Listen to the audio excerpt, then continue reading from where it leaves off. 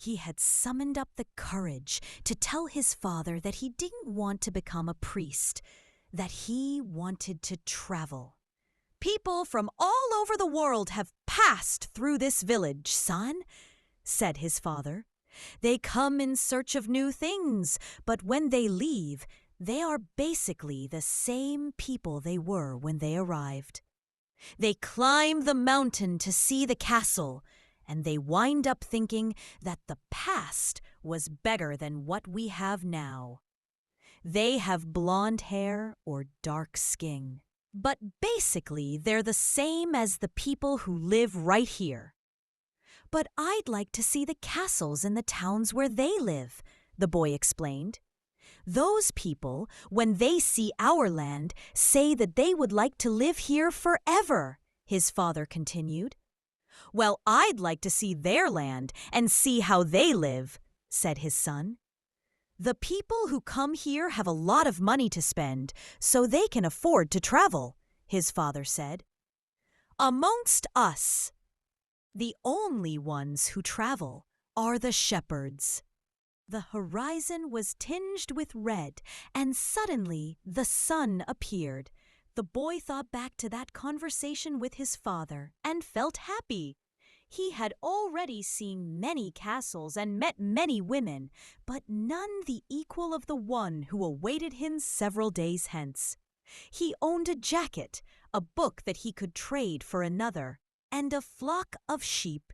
But most important, he was able every day to live out his dream. If he were to tire of the Andalusian fields, he could sell his sheep and go to sea. By the time he had had enough of the sea, he would already have known other cities, other women, and other chances to be happy.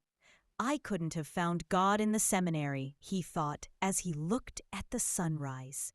Whenever he could, he sought out a new road to travel. He had never been to that ruined church before, in spite of having traveled through those parts many times. The world was huge and inexhaustible. He had only to allow his sheep to set the route for a while, and he would discover other interesting things. The problem is that they don't even realize that they're walking a new road every day. They don't see that the fields are new and the seasons change. All they think about is food and water. "Maybe we're all that way," the boy mused. "Even me. I haven't thought of other women since I met the merchant's daughter." Looking at the sun, he calculated that he would reach Tarifa before midday. There, he could exchange his book for a thicker one, fill his wine bottle, shave, and have a haircut. He had to prepare himself for his meeting with the girl, and he didn't want to think about the possibility that some other shepherd, with a larger flock of sheep, had arrived there before him and asked for her hand. It's the possibility of having a dream come true that makes life interesting, he thought, as he looked again at the position of the sun and hurried his pace. He had suddenly remembered that in Tarifa there was an old woman who interpreted dreams. The old woman led the boy to a room at the back of her house. It was separated from her living room by a curtain of colored beads. The room's furnishings consisted of a table, an image of the Sacred Heart of Jesus, and 2 chairs. The woman sat down and told him to be seated as well. Then she took both of his hands in hers and began quietly to pray. It sounded like a gypsy prayer. The boy had already had experience on the road with gypsies. They also traveled, but they had no flocks of sheep. People said that gypsies spent their lives tricking others. It was also said that they had a pact with the devil, and that they kidnapped children and taking them away to their mysterious camps, made them their slaves. As a child, the boy had always been frightened to death that he would be captured by gypsies, And this childhood fear returned when the old woman took his hands in hers. But she has the Sacred Heart of Jesus there, he thought, trying to reassure himself. He didn't want his hand to begin trembling, showing the old woman that he was fearful. He recited an Our Father silently. "Very interesting," said the woman, never taking her eyes from the boy's hands, and then she fell silent. The boy was becoming nervous. His hands began to tremble, and the woman sensed it. He quickly pulled his hands away. "I didn't come here to have you read my palm," he said, already regretting having come. He thought for a moment that it would be better to pay her fee and leave without learning a thing, that he was giving too much importance to his recurrent dream. "You came so that you could learn about your dreams," said the old woman. "And dreams are the language of God. When he speaks in our language, I can interpret what he has said. But if he speaks in the language of the soul, it is only you who can understand. But whichever it is, I'm going to charge you for the consultation."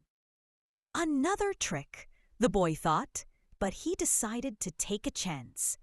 A shepherd always takes his chances with wolves and with drought, and that's what makes a shepherd's life exciting. "I have had the same dream twice," he said. "I dreamed that I was in a field with my sheep when a child appeared and began to play with the animals. I don't like people to do that because the sheep are afraid of strangers. But children always seem to be able to play with them without frightening them. I don't know why. I don't know how animals know the age of human beings." "Tell me more about your dream," said the woman. "I have to get back to my cooking, and since you don't have much money, I can't give you a lot of time." "The child went on playing with my sheep for quite a while," continued the boy, a bit upset.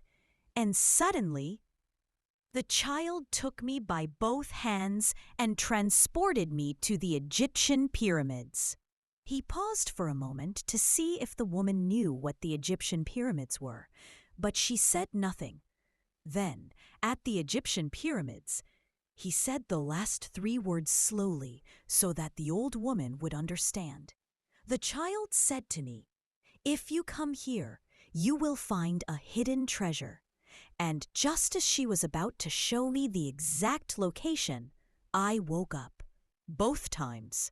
The woman was silent for some time. Then she again took his hands and studied them carefully. 'I'm not going to charge you anything now,' she said. 'But I want 1/10 of the treasure, if you find it.' The boy laughed, out of happiness. He was going to be able to save the little money he had because of a dream about hidden treasure. 'Well, interpret the dream,' he said. 'First, swear to me. Swear that you will give me 1/10 of your treasure in exchange for what I am going to tell you.' The shepherd swore that he would. The old woman asked him to swear again while looking at the image of the Sacred Heart of Jesu. 'It's a dream in the language of the world,' she said. 'I can interpret it, but the interpretation is very difficult. That's why I feel that I deserve a part of what you find. And this is my interpretation. You must go to the pyramids in Egypt. I have never heard of them, but if it was a child who showed them to you, they exist. There you will find a treasure that will make you a rich man.' The boy was surprised and then irritated. He didn't need to seek out the old woman for this, but then he remembered that he wasn't going to have to pay anything. 'I didn't need to waste my time just for this,' he said.